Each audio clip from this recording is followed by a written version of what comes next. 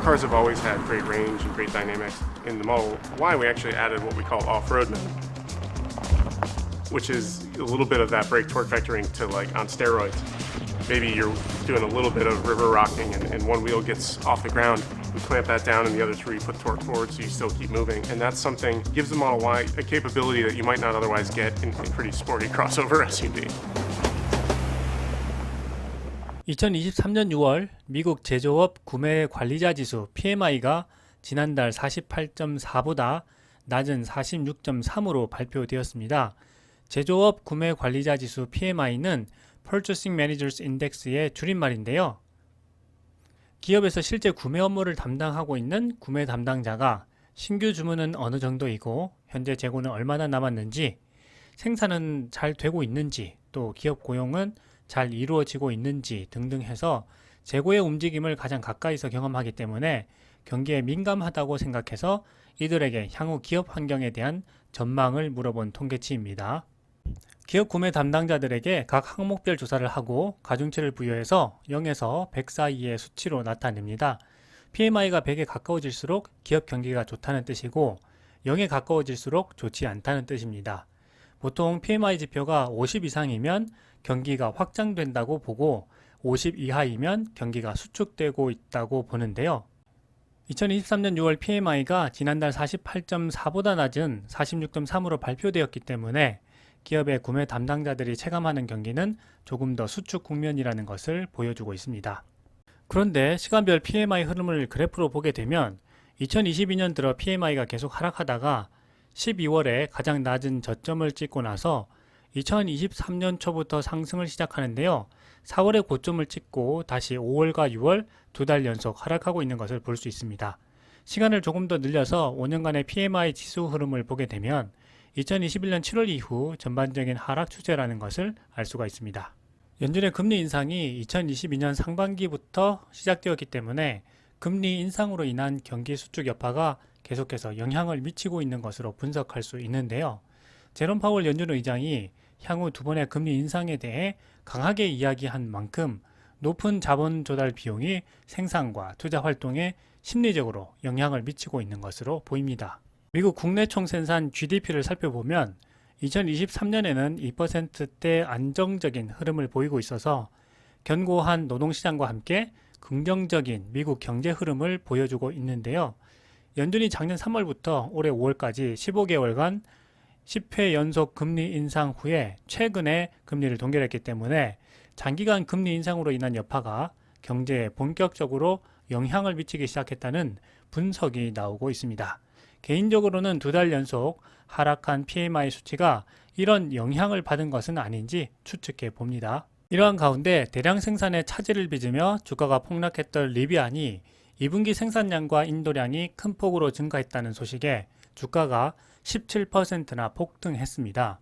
리비안의 2분기 생산량은 13,992대로 전분기 대비 49% 증가했고 전년 대비로는 200% 증가했습니다.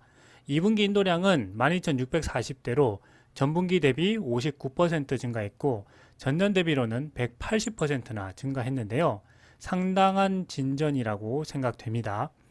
리비안 투자로 2022년 큰 손실을 입었던 억만장자 조지 소로스가 전기차 주식을 모두 매도하면서 리비안에 대한 우려가 깊어지고 있었는데요.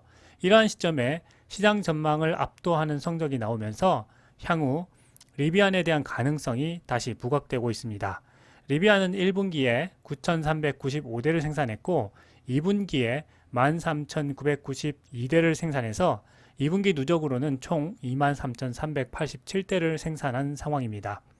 만약 리비안이 3, 4분기 연속해서 2분기 생산 실적인 13,992대씩 생산할 수 있다면 2023년 총 생산 대수는 51,371대가 되어 연간 생산 목표인 5만 대를 달성할 수 있게 됩니다. 리비안으로서는 이 5만 대란 생산 목표 달성 여부가 향후 추가 투자 유치 등에 있어서 정말 중요한 목표인데요. 만약 연간 생산 목표를 달성하게 된다면 대량 생산 실패로 인한 전기차 업계 퇴출 우려를 종식시킬 수 있을 것으로 보입니다. 이러한 기대가 반영되어 리비안 주가는 지난 주말보다 17.41% 폭등한 19.56달러로 올라섰습니다. 올해 리비안의 주가 폭락이 지속되며 S&P 500 지수에서도 퇴출되는 수모를 겪었던 리비안에게는 이번이 어쩌면 마지막 부활의 기회가 될 수도 있을 것 같습니다. 한편 리비안의 희소식에 고급 전기차 업체인 루시드의 주가도 큰 폭으로 올랐습니다. 최근까지 자금난 우려가 심화되며 주가가 폭락했던 루시드는 영국 스포츠카 브랜드 애스턴 마틴과의 고성능 전기차를 개발할 신규 계약 소식이 전해지며 주가가 7.26% 급등했습니다. 6월 26일 런던 증권거래소에서 발표된 계약을 살펴보면 애스턴 마틴은 차기 전기차 모델 개발을 위해서 루시드로부터 전기차 관련 최첨단 기술을 제공받을 예정입니다. 특히 루시드의 전기차 파워트레인과 배터리 관련 기술이 애스턴 마틴 전기차 플랫폼의 핵심 요소가 될 예정입니다. 이런 가운데 7월 2일 미국 재무부는 제닛 옐런 미국 재무장관이 7월 6일에 중국을 방문한다고 밝혔습니다. 7월 6일부터 9일까지 나흘간 베이징을 방문해 중국 고위 당국자들을 만날 예정인데요. 허리펑 부총리, 리창 국무원 총리, 류큰 재정부장을 만날 예정인 것으로 알려졌습니다. 그런데 사실 제닛 옐런 재무장관의 중국 방문은 더 일찍 계획되어 있었습니다. 올해 1월 스위스에서 옐런 국무장관이 류허 당시 부총리와 만나서 미국과 중국이 경제 관련 소통을 강화하기로 합의했었기 때문입니다. 하지만 2월에 느닷없이 중국의 정찰 풍선 사태가 발생하면서 미중 간의 고위급 경제 대화가 연기되었는데요. 하지만 계속해서 미중 양국은 경제 분야의 협력을 강화하려는 노력을 계속해 왔습니다. 왕원타오 중국 상무부장이 미국을 방문해서 지나 레이몬드 상무장관, 캐서린 타이 미국 무역대표부 USTR 대표 등을 만나면서 미중 양국의 경제, 산업, 무역, 소통 채널을 열었습니다. 지난달 토니 블링컨 미국 국무장관 역시 중국을 방문하면서 미중 고위급 인사 간의 소통을 재개했습니다. 제닛 옐런 재무장관의 중국 방문은 이러한 사전에 여러 단계 고위급 인사들의 상호 교류 속에서 대화의 장이 마련된 것이고요. 조 바이든 미국 대통령의 핵심 경제 축인 제닛 옐런 장관이 중국을 방문한다는 측면에서 의미가 크다고 할 수 있습니다. 시진핑 주석의 연임이 확정되고 중국이 경기 부양을 위해 적극적으로 나서고 있는 상황에서 2024년 대선을 앞두고 있는 조 바이든 대통령으로서는 중국과의 경제 파트너십이 꼭 필요해 보이기 때문입니다. 지난달에 조 바이든 대통령이 시진핑 주석에게 독재자라고 부르며 비난했고 중국도 이에 반발하며 긴장감이 고조될 때만 해도 이렇게 빨리 양국의 경제 수장이 만날 것이라고는 생각하지 못했습니다. 하지만 정치는 정치, 경제는 경제라는 개별적인 논리로 양국의 정치 경제적 필요성이 이러한 실리적 만남을 앞당긴 것이라고 생각하는데요. 중국은 그동안 군사 분야에 있어서의 대화는 적극적으로 거부해 왔습니다. 하지만 중국 경제의 회복세가 예상보다 더딘 가운데 미국이 중국에 부과하고 있는 고율의 관세, 그리고 반도체와 인공지능 같은 첨단 기술 분야에서의 수출 규제 등이 중국 경제 발전에 발목을 잡고 있는 만큼 시진핑 주석으로서는 적극적으로 경제 문제를 해결할 돌파구 마련이 필요한 상황입니다. 바이든 행정부 역시 2024년 재선을 위한 경기 부양이 필요한 상황에서 트럼프 행정부가 발동한 무역법 301조의 고율의 관세를 재검토하고 있는 상황입니다. 중국산 수입품에 대해 최대 25%의 고율 관세를 부과하는 것을 재검토하겠다는 것인데요. 내년 바이든 대통령 재선을 위해 물가 안정과 경제 회복을 동시에 이루어야 하는 어려운 목표 때문에 중국과의 경제 협력이 필요한 상황인 것이죠. 특히 미국 재무부가 연방 부채 한도 상향 합의를 통해 신규 국채 발행을 재개한 가운데 달러 패권을 안정적으로 유지하기 위해서는 중국이 미국 국채를 상당량 매입해 주어야 합니다. 중국은 이러한 상황을 이용해서 2009년 이후 미국 국채 매입량을 최저치로 줄이고 사우디아라비아 및 중남미 국가들과 위안화 결제를 확대해 왔는데요. 이러한 측면에서 중국 관영 매체인 글로벌 타임스는 옐런 장관이 중국을 찾는 이유가 미국의 부채 문제를 해결하기 위한 것이라고 주장한 것입니다. 이러한 복잡한 경제 이권과 문제가 얽혀 있는 만큼 치열한 줄다리기가 예상되는데요. 바이든 행정부는 7월 중에 행정명령을 발표할 것으로 알려져 있습니다.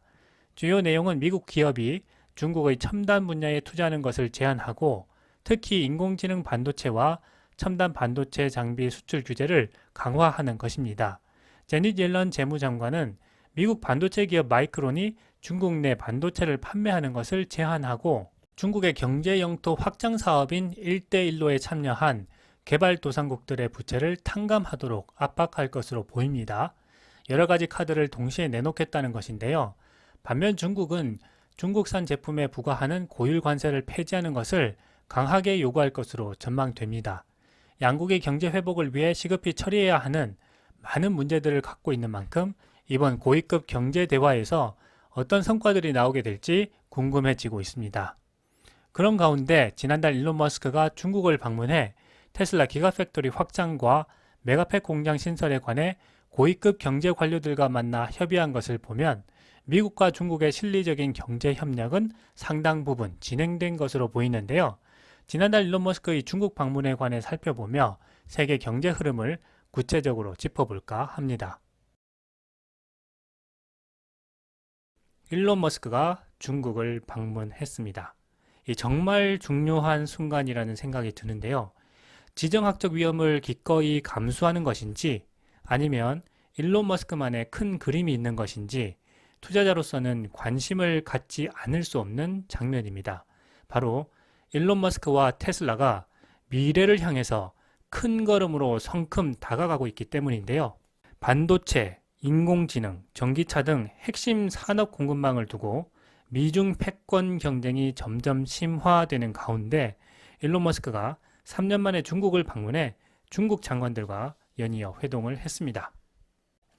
자, 이 사진은요, 일론 머스크가 5월 30일 베이징에서 친강 중국 외교부장과 만나 악수를 하고 있는 장면입니다.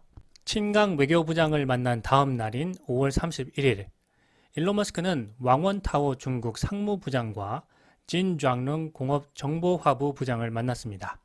중국 정부 각 부처의 수장들과 외국 기업인과의 1대1 만남은 흔하지 않은 일이라고 했습니다. 그만큼 이례적인 모습이라는 것인데요.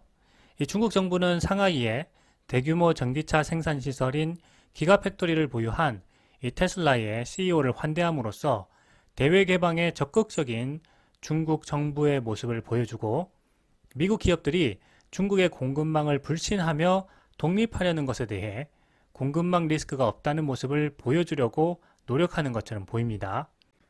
이번 일론 머스크의 중국 방문은 기가팩토리 확장과 관련해서 중요한 장면이기도 하지만 앞선 여러 인터뷰에서 올해나 내년에 테슬라의 자율주행 로보택시 서비스가 출시될 것이라고 일론 머스크가 말한 만큼 중국에서 FSD 베타가 미국의 지역에 배포되는 가능성에 대해서도 충분히 고려해 볼 필요가 있다고 생각됩니다. 중국에서 이미 많은 기업들이 자율주행 로보택시 서비스를 이미 테스트하고 있는 만큼 테슬라의 중국 내 자율주행 서비스 출시가 이루어진다면 정말 또 한 번의 성장 모멘텀이 나타날 것이라고 생각되는데요. 일론 머스크의 강한 자신감이 최근 여러 인터뷰에서 확인되었고 미국을 비롯한 중국 정부의 광범위한 지원이 제공되는 만큼 일론 머스크의 큰 그림이 또 한 번 중국에서 탄생하지 않을까 기대해 봅니다.